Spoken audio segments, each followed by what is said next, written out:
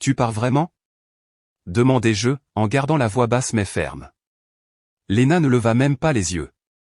Elle ferma la fermeture éclair de sa valise d'un mouvement souple, presque répété, puis passa son sac à l'épaule comme si elle était en retard pour un déjeuner, et non pour une décision maritale. Matt, ne commence pas, soupira-t-elle, en passant à côté de moi vers la porte d'entrée comme si j'étais juste un meuble lourd sur son chemin. C'est juste un voyage de réseautage. Arrête d'être si peu sûr de toi. Peu sûr de moi? Ce mot fit plus mal que prévu.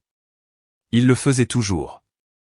Non pas parce que ce n'était pas vrai, mais parce que c'était son arme favorite quand elle ne voulait pas s'expliquer. Je la suivis dans la cuisine, où la lumière du soleil faisait de son mieux pour rendre le comptoir en granit chaleureux et vivant. Mais la maison semblait déjà plus vide qu'elle ne le devrait. Je ne suis pas peu sûr de moi, dis-je plus lentement cette fois. Je suis honnête. Quelque chose ne colle pas là-dedans. Léna se tourna enfin pour me regarder. Ses yeux étaient vifs. Froids. Quoi? Parce que je voyage avec mon patron? Ça fait littéralement partie de mon travail, Matt. Grandis un peu. Elle soutint mon regard un instant de trop, me défiant de dire ce que je n'avais pas encore dit à voix haute. Et c'est là que j'ai réalisé qu'elle voulait que je le fasse. Elle voulait que je craque, que je la supplie, que je l'accuse. De cette façon, elle pourrait m'étiqueter comme le méchant, le contrôleur, le paranoïaque. Une autre excuse pour justifier ce qu'elle faisait vraiment. Au lieu de cela, je croisai les bras. Tu ne l'as mentionné qu'hier. C'est arrivé à la dernière minute. Léna, tu as réservé un hôtel. Ce n'est pas de la dernière minute. Ses lèvres se pincèrent comme si elle pesait le pour et le contre de continuer la comédie. Puis elle leva les yeux au ciel, se dirigea vers le réfrigérateur et prit une bouteille d'eau comme si c'était un lundi ordinaire. Mon Dieu, tu es épuisant, murmura-t-elle pour elle-même. Pas étonnant que j'ai besoin d'une pause. Voilà, le vrai lapsus. Elle dévissa le bouchon et but une longue gorgée, gagnant du temps pour se rétracter, mais il était trop tard. Je l'ai entendu. Et elle savait que je l'avais entendu. Je croyais que c'était pour le travail, dis-je à voix basse. Elle ne répondit pas, posa simplement la bouteille et me regarda comme si j'étais un enfant interrompant sa vie d'adulte. Le silence s'étira jusqu'à devenir insupportable. Finalement, elle prit ses clés et jeta son manteau sur un bras. Je serai de retour jeudi, dit-elle, déjà en train de sortir. Je ne l'ai pas arrêtée. Je suis resté là dans la cuisine, les mains sur le comptoir froid, le bourdonnement du réfrigérateur comme seul son restant dans la maison. C'est curieux comme le silence peut sembler si bruyant. J'aurais dû la suivre, exiger des réponses, faire une scène. Mais au lieu de ça, j'ai juste regardé la porte se refermer derrière elle, comme si quelque chose de définitif était parti avec sa valise. Ce n'était pas à propos d'un voyage. C'était le ton, le haussement d'épaule, la façon dont elle n'a même pas bronché quand je l'ai questionnée. Comme si je n'étais plus quelqu'un à qui il valait la peine de mentir. Léna avait toujours été vive, ambitieuse, charmante en public, méprisante en privé, mais elle me regardait autrefois comme si j'avais de l'importance. Maintenant, je me sentais comme un bruit de fond dans son histoire. Je me suis approché de la fenêtre et j'ai regardé sa voiture quitter l'allée, ses feux arrière clignotant une fois avant de disparaître sur la route. Et à ce moment de quiétude, debout là, seul, j'ai su que quelque chose s'était brisé. Pas de façon bruyante et dramatique, mais silencieuse et délibérée. Peut-être était-ce la pire forme de trahison. Je m'appelle Matt. Je gère un petit mais très fréquenté garage à la périphérie de la ville. Nous nous occupons de tout, des monospaces déglingués aux vieux pick UPS. La plupart du temps, j'ai de l'huile sous les ongles et des clients qui paient avec des poignées de main et des billets pliés. Rien de glamour, mais c'est à moi. C'est un travail honnête. Du moins, ça l'était. Jusqu'à cette semaine, je pensais que la stabilité suffisait à faire tenir un mariage. Mais peut-être que Léna avait besoin d'étincelles, de risques, de secrets. Ou peut-être qu'elle avait juste besoin de quelque chose que j'avais cessé d'être. Et maintenant, je suis ici, dans cette cuisine trop silencieuse, à me demander ce que cela signifie quand votre instinct cesse de murmurer et commence à crier que quelque chose ne va pas, et j'en ai marre de faire semblant que ce n'est pas le cas. Le lendemain matin, j'étais sous le capot d'une Dodge de 94 qui sentait comme si elle n'avait pas été révisée depuis l'époque où Nirvana passait encore à la radio. Le travail était sale, laborieux, parfait. J'avais besoin de quelque chose qui ne nécessitait pas de réfléchir au-delà des boulons et des courroies. N'importe quoi sauf Léna. Mais le silence a une façon de coller à la peau, même par-dessus le son des outils pneumatiques et de la musique rock. Je continuais à vérifier mon téléphone entre les vidanges, me disant que c'était pour une livraison de pièces. Ce n'était pas le cas. Pas un seul message d'elle, même pas un « bien arrivé ». Il y a 3 ans, Léna aurait envoyé un selfie de l'aéroport, la carte d'embarquement dans une main et un café glacé dans l'autre. Un rapide « tu me manques déjà » avant de décoller. Maintenant, même pas un fantôme de cette femme ne restait dans ma boîte de réception. Je me suis allongé sur le chariot roulant. La graisse maculait mon avant-bras, je regardais le pont élévateur hydraulique au-dessus de moi. Il ne s'agissait pas d'avoir besoin de nouvelles constantes. Je ne suis pas ce genre de personne. Mais le silence quand quelque chose ne va déjà pas, ce n'est pas de la distance, c'est un effacement. Et je commençais à me sentir effacé. À midi, j'avais démonté et remonté le carburateur, même si je n'avais même pas besoin d'y toucher.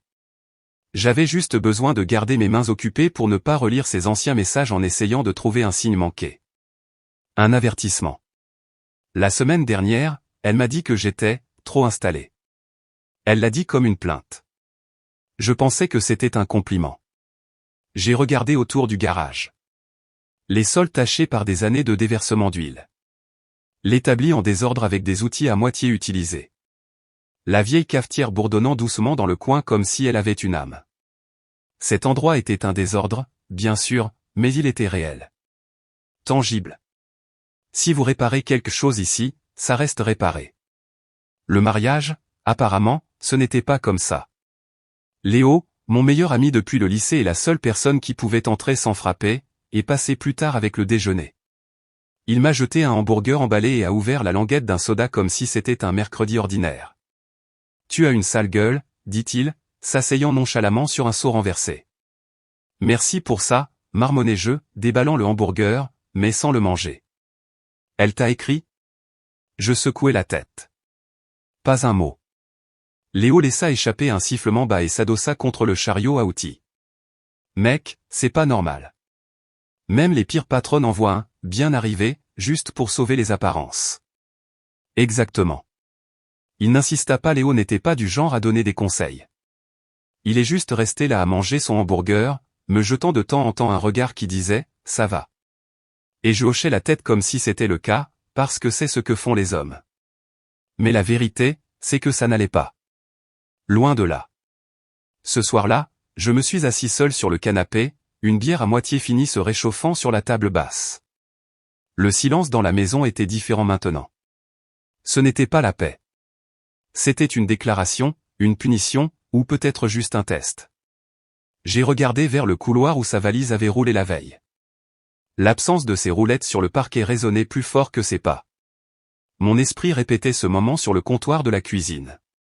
Comment elle m'a ignoré comme si je lui demandais ce qu'elle avait mangé à midi, pas comme si je remettais en question tout notre mariage. Je pouvais encore voir son visage, froid comme la pierre, sans remords. Je lui avais demandé de ne pas partir et elle était partie quand même. Ce genre de choix reste gravé dans la mémoire d'un homme. Les gens pensent que la trahison est bruyante, une porte qui claque, une dispute hurlante. Mais non, pas toujours. Parfois, elle est silencieuse.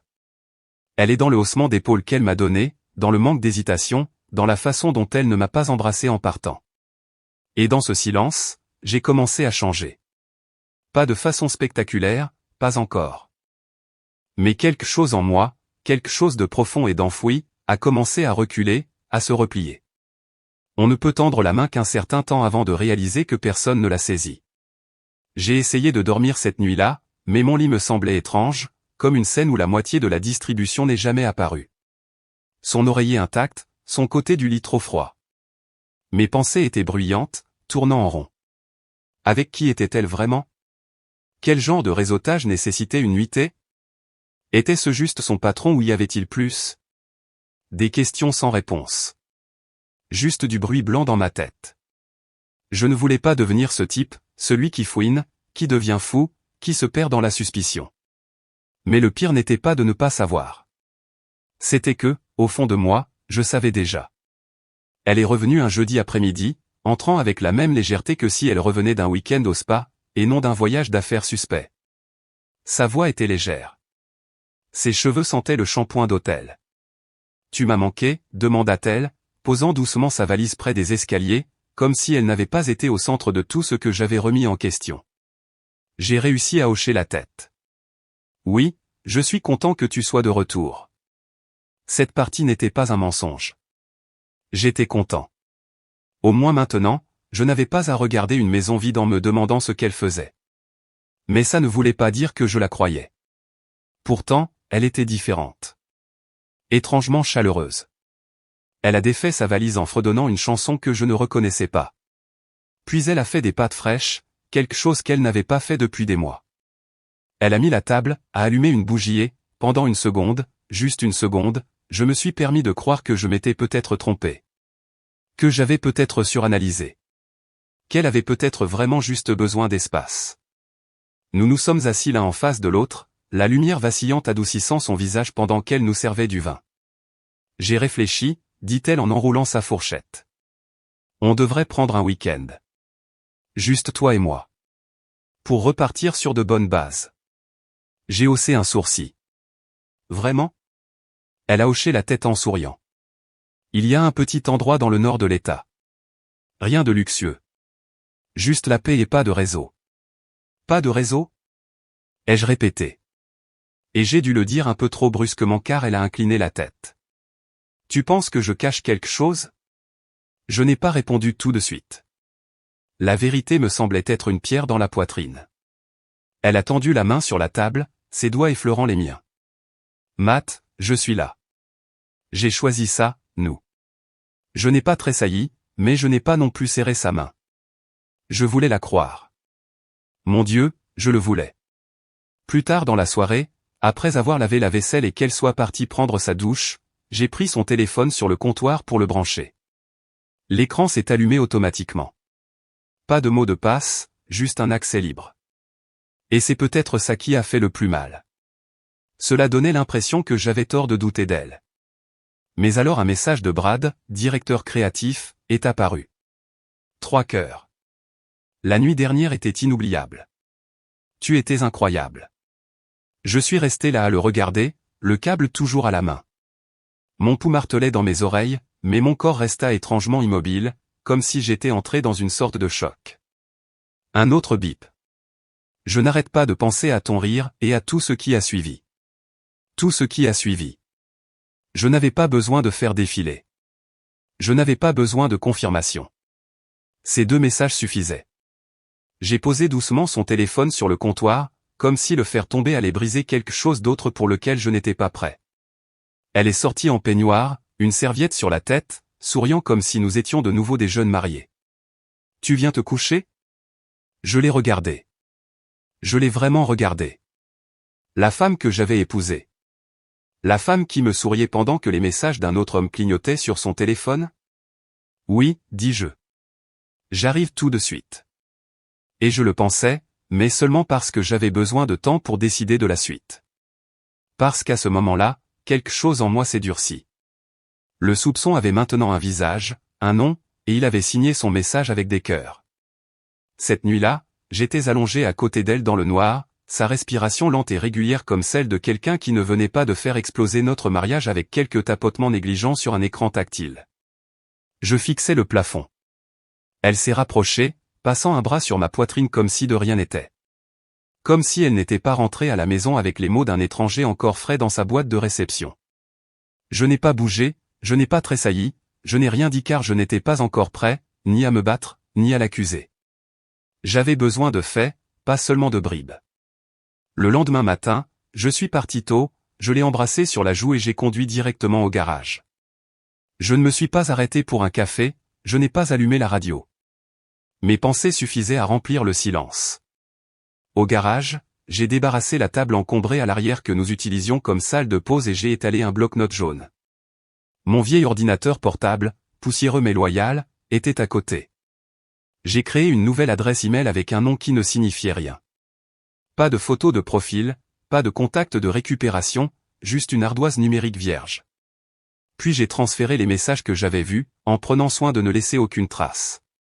Cette nuit-là, pendant qu'elle dormait, j'ai fouillé plus profondément dans son téléphone, faisant défiler rapidement mais silencieusement. Chaque partie de moi hurlait à chaque nouvelle ligne aguicheuse. Elle en effaçait la plupart. Elle pensait probablement être prudente, mais effacer ne signifie pas que ça disparaît. Pas complètement. Certains reçus restaient dans ses emails. Des confirmations d'un hôtel boutique à Midtown. Réservé pour 2 nuits. Sweet King. Son nom, le nom de Brad. Les emails n'étaient ni marqués ni cachés, juste enterrés comme si elle pensait que je ne regarderais jamais. Je les ai tous imprimés. Messages, confirmations, détails de vol, j'ai classé chaque page dans un dossier que j'ai simplement marqué « Elle ». Pendant les jours suivants, j'ai transformé le garage en une salle de guerre silencieuse. Quand il n'y avait pas de clients, je passais les données en revue. À la maison, je souriais quand il le fallait. Je mangeais ce qu'elle cuisinait. Je lui ai laissé croire que la tension était passée. « Tu as l'air plus léger », dit-elle un soir, blotti contre moi sur le canapé, comme si tu te détendais enfin. J'ai hoché la tête. Peut-être que j'avais juste besoin d'un peu de recul. Elle m'a embrassé sur l'épaule, fredonnant doucement comme si tout allait bien à nouveau. Mais dans ma tête, je construisais une chronologie, traçant des liens, élaborant une histoire que je pouvais prouver, ligne par ligne, heure par heure. Il ne s'agissait plus de rage. Il s'agissait de clarté. Je n'allais pas crier. Je n'allais pas supplier. Je n'allais pas m'effondrer, parce que parfois la justice ne crie pas. Parfois, elle observe simplement en silence et attend. Il m'a fallu 3 jours pour décider du ton que je voulais donner à l'email. Je ne voulais pas que ça sonne vengeur. Pas de rage, pas de long discours moralisateur, juste les faits, exposés simplement, comme un étranger qui serait tombé sur quelque chose de fâcheux et se serait senti obligé d'en parler. Le genre de message qui arriverait dans la boîte de réception des ressources humaines et serait pris au sérieux. J'ai créé un nouveau brouillon tard un soir au garage, après avoir vérifié chaque preuve une 3e fois. Message, réservation d'hôtel, une invitation de calendrier à une réunion de stratégie tardive, qui chevauchait clairement une réservation de dîner pour 2. Les détails n'étaient pas bâclés. Elle a simplement supposé que personne ne relirait les points. L'adresse email que j'ai utilisée était vierge.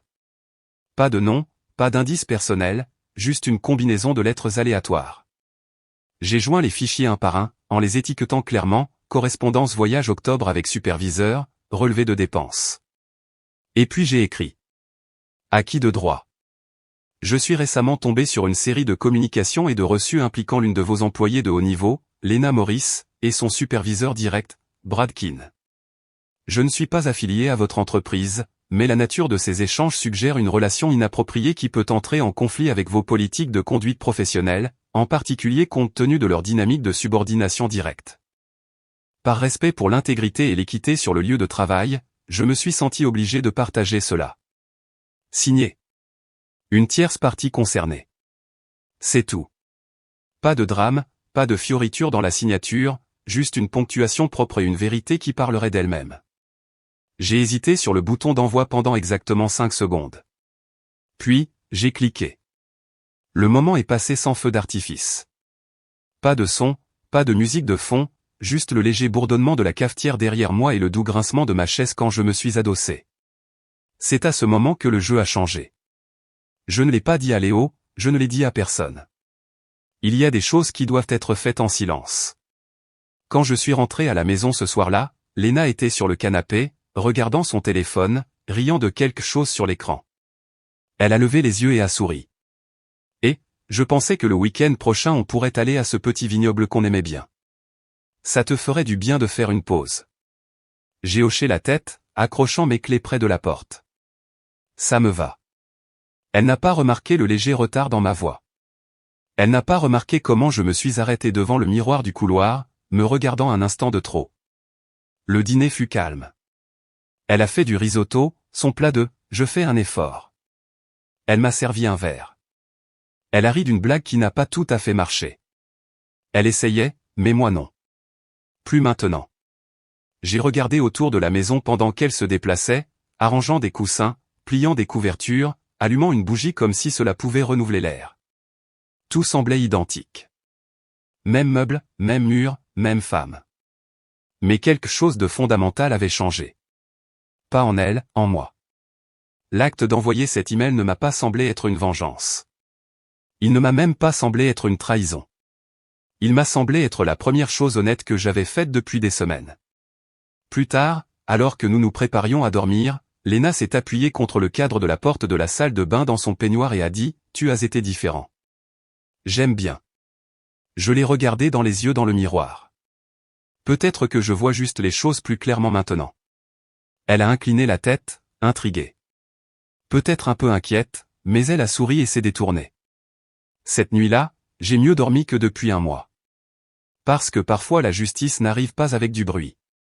Parfois, elle arrive avec un clic silencieux et la froide satisfaction de savoir que la vérité n'est plus un fardeau que vous devez porter seul.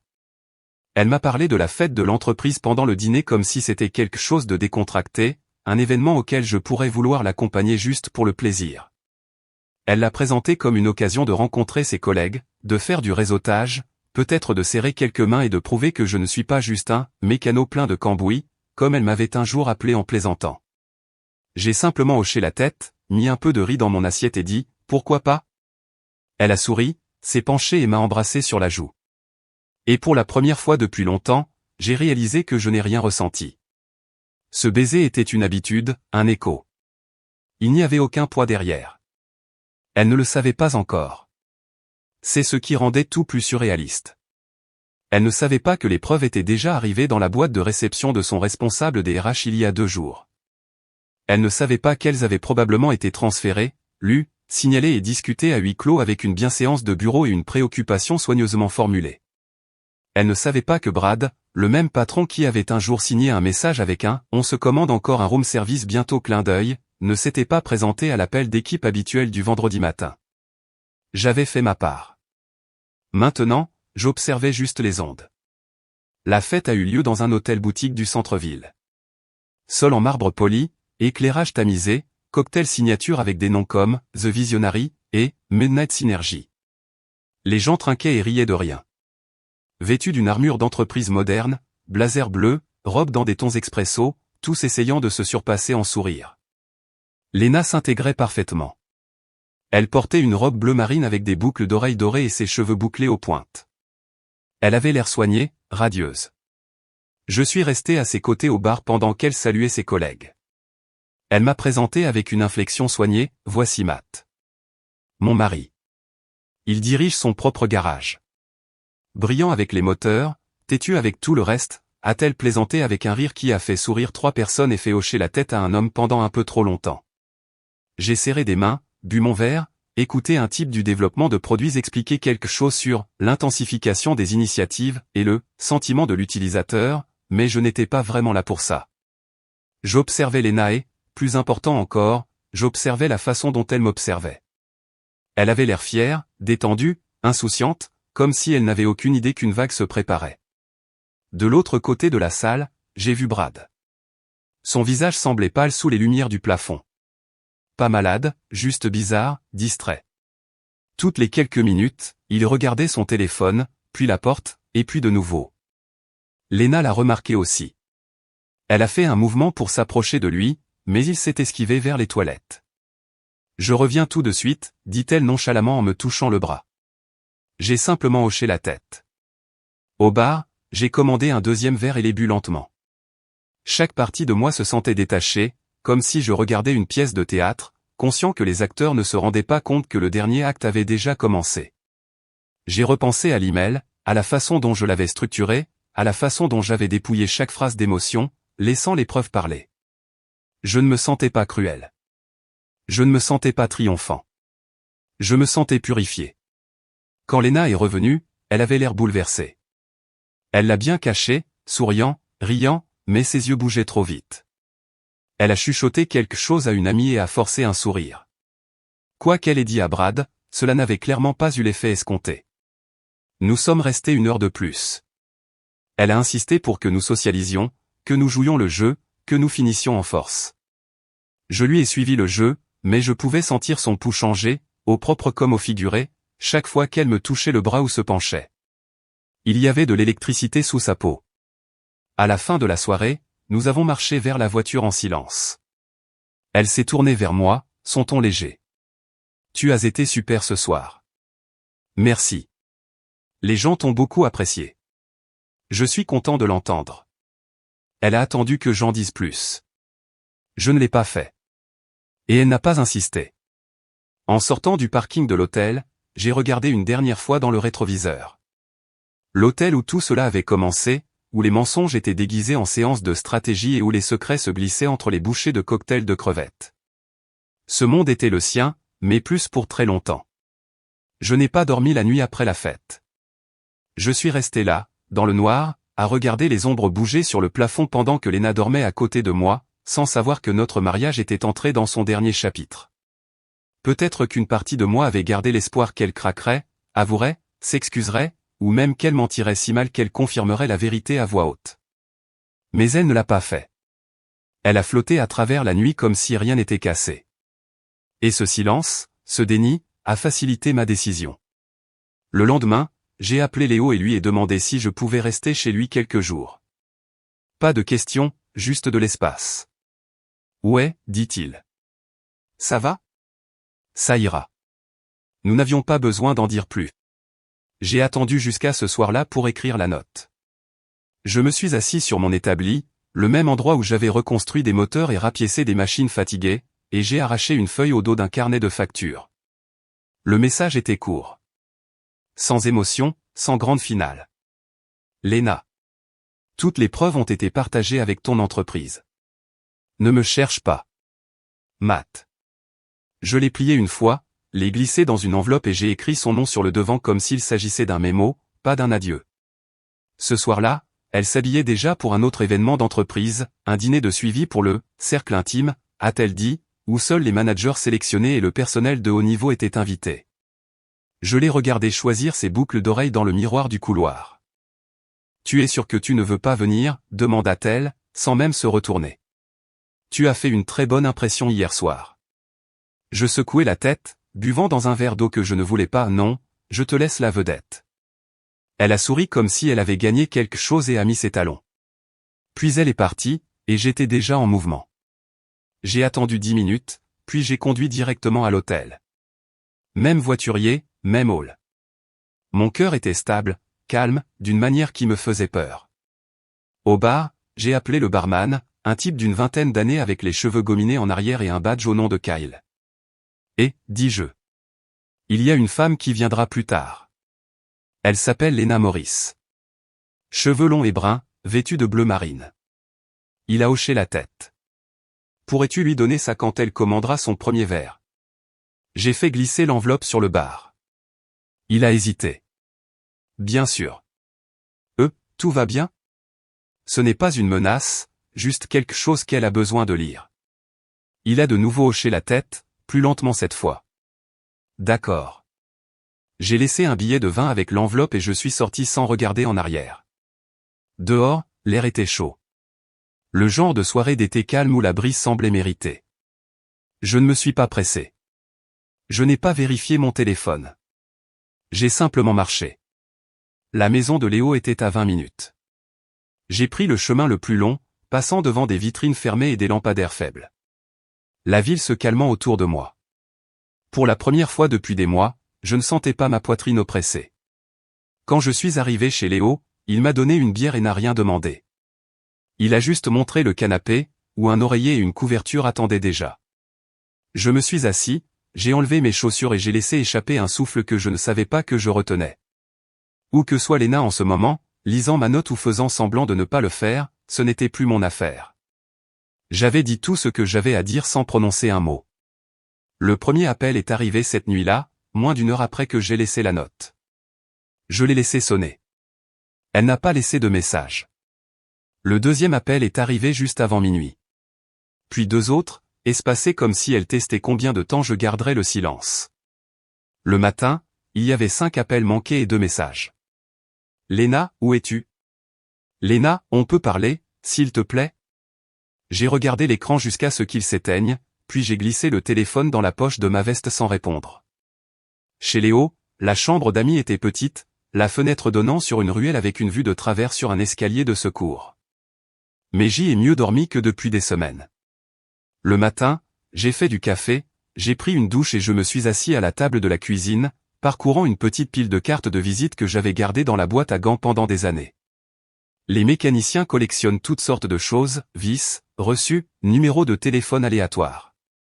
L'un d'eux appartenait à un avocat spécialisé en divorce qui avait un jour fait réparer sa voiture dans mon garage. J'ai composé le numéro et j'ai attendu. Cabinet de Gordon Palmer, répondit une femme. En quoi puis-je vous aider? Oui, dis-je, la voix calme. J'ai besoin de prendre un rendez-vous. Je m'appelle Matt Morris. Elle a tapé quelque chose sur son ordinateur. Le plus tôt que nous puissions, c'est mercredi à 11h. Ça me va. J'ai raccroché et j'ai regardé par la fenêtre. Même le ciel semblait plus clair maintenant. Un autre message a vibré. Lena, Matt, s'il te plaît, dis quelque chose. Je deviens folle. Je n'ai pas répondu. Je n'essayais pas de la punir.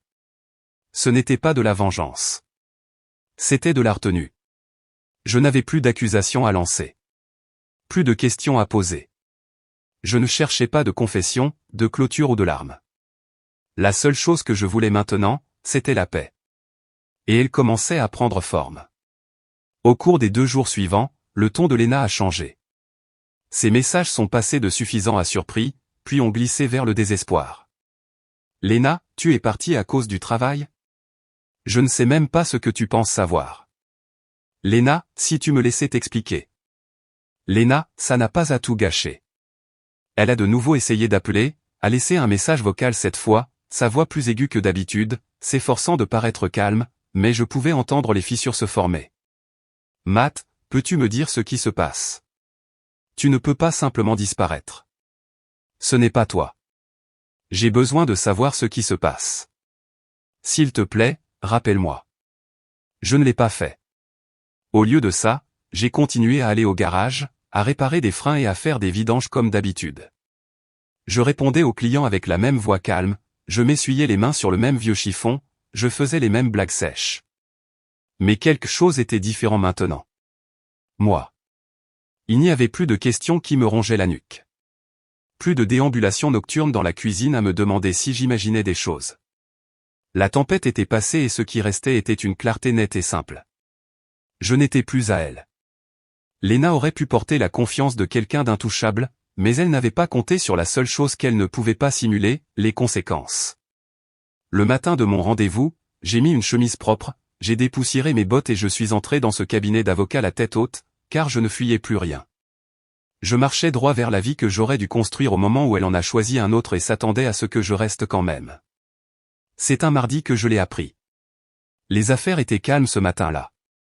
La pluie frappait doucement le toit en tôle du garage et la cafetière était à moitié pleine, brûlant à force d'être allumée, exactement comme je l'aimais. Léo est passé vers 10h, les mains dans son sweatshirt.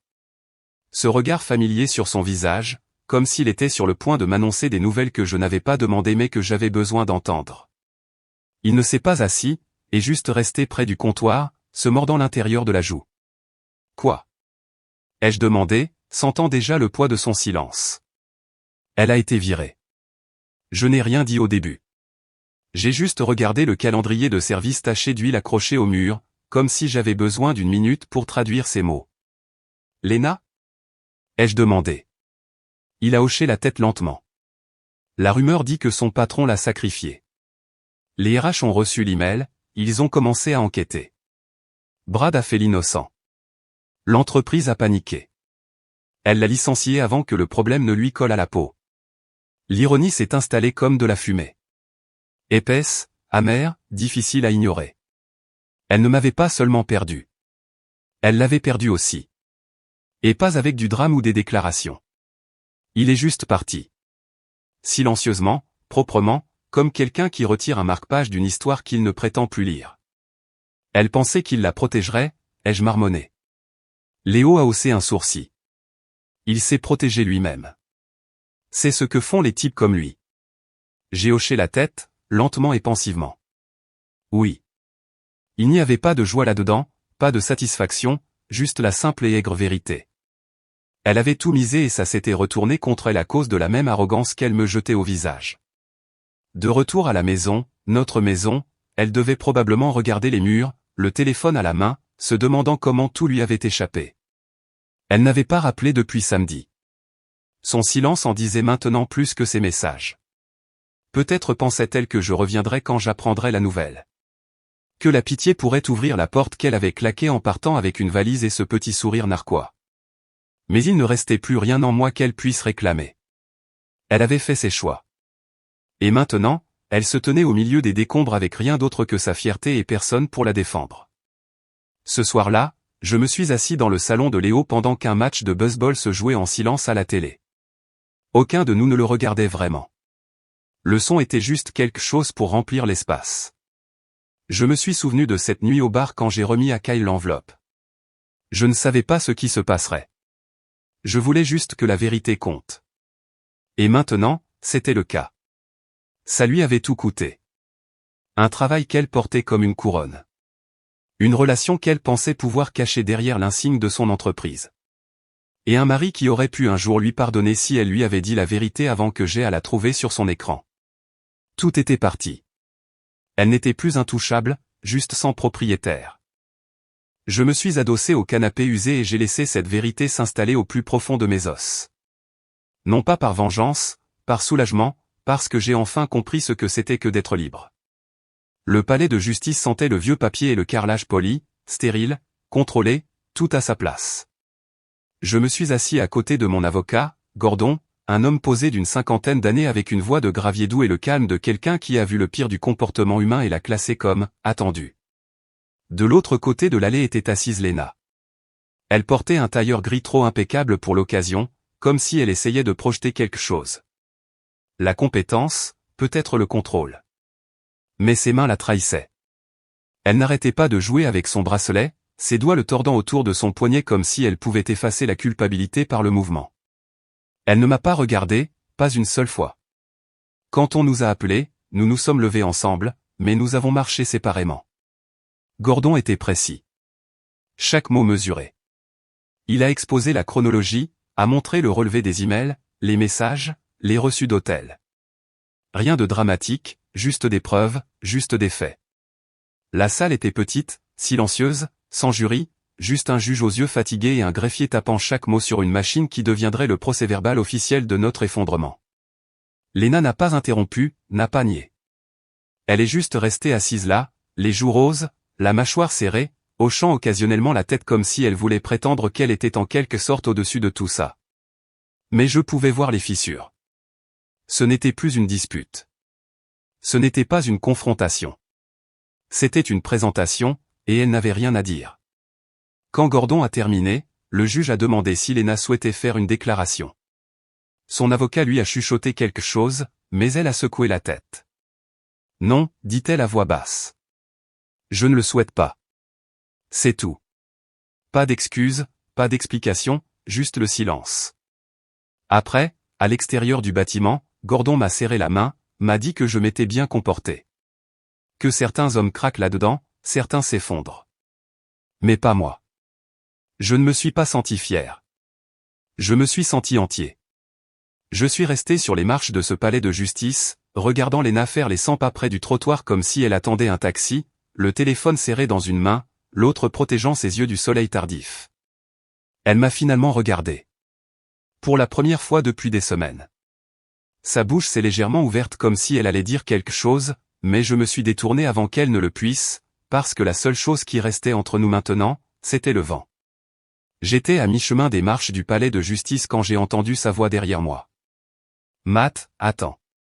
Je me suis arrêté, je ne me suis pas retourné, j'ai juste laissé le vent porter le son de ses talons qui me rattrapaient. Elle s'est mise à côté de moi, le souffle court, ses yeux brillants mais secs, comme si elle se forçait à ne pas pleurer encore. Juste une minute, s'il te plaît. Je l'ai regardée. Je l'ai vraiment regardée. La même femme à qui j'avais un jour promis l'éternité. La même voix qui me faisait autrefois me sentir chez moi. Et pourtant, rien en elle ne m'était familier. Comme si quelqu'un portait le visage de Léna, mais pas son histoire. Elle a regardé autour d'elle, puis m'a regardé, baissant la voix. J'ai merdé. Je le sais. Et je sais que je ne mérite rien de toi, même pas cette conversation, mais j'ai besoin de le dire. J'ai attendu. Elle a dégluti difficilement. J'avais peur, dit-elle, de m'ennuyer, de me sentir invisible, de perdre une partie de moi-même. Brad m'a fait me sentir importante, vue, mais ce n'était pas réel. Il m'a laissé tomber dès que les choses sont devenues difficiles, et maintenant je n'ai plus personne. Sa voix s'est un peu brisée. Je n'ai jamais cessé de t'aimer, Matt. J'ai juste oublié comment le montrer. J'ai laissé quelque chose de petit et de stupide devenir quelque chose d'impardonnable. Elle a tendu la main lentement, la laissant en suspens comme si elle avait peur de se brûler en me touchant. On peut réessayer, s'il te plaît? J'ai regardé sa main, puis de nouveau ses yeux. Et pendant un moment, j'ai vu la vérité dans ce qu'elle disait. Pas seulement de la culpabilité, mais de la peur. Une peur réelle. Elle ne regrettait pas seulement d'avoir été prise. Elle regrettait d'être seule. Mais ce n'était plus mon fardeau. J'ai fait un pas en arrière. Non, dis-je à voix basse. Elle cligna des yeux, stupéfaite. Quoi? Non, merci. 2 mots simples. Poli, ferme, définitif. Sa bouche s'est ouverte comme si elle allait protester, comme si elle allait supplier. Mais je n'ai pas attendu. Je me suis retourné et j'ai marché. Pas par colère, pas par fierté, mais parce que certaines décisions n'ont pas besoin d'être criées. Elles ont juste besoin d'être vécues. Je n'ai pas regardé en arrière. L'air semblait plus léger à chaque pas. Le soleil chaud sur ma nuque. Mes épaules se sont détendues d'une manière que je n'avais pas ressentie depuis des mois. Ce chapitre était terminé. Pas avec le feu, pas avec le pardon, mais avec la liberté. Avez-vous déjà quitté quelque chose qui semblait autrefois permanent? Laissez un commentaire ci-dessous. Votre histoire pourrait aider quelqu'un d'autre à trouver sa propre clarté aussi. Si cela vous a touché, cliquez sur le bouton j'aime et n'oubliez pas de vous abonner pour plus d'histoires qui explorent les moments silencieux qui changent tout. À la prochaine.